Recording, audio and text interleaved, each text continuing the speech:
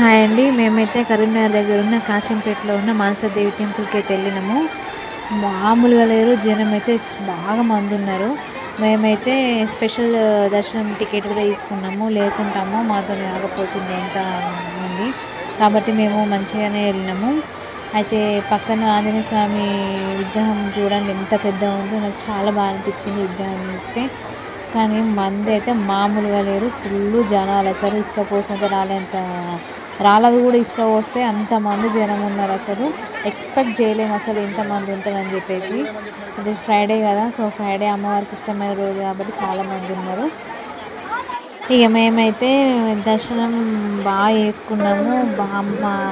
అమ్మవారిని చాలా బాగా దగ్గర నుండి చూసినాము. మాకైతే చాలా హ్యాపీ అనిపించింది. అండ్ ఏంటంటే మేము ముడుపు కూడా కట్టినాము. అక్కడ ముడుపు కడితే మనం ఏమనుకునే కోరికలు నెరవేరుతాయి అని చెప్పేసి ముడుపు కూడా కట్టేసినాము. Okay, thank you, bye.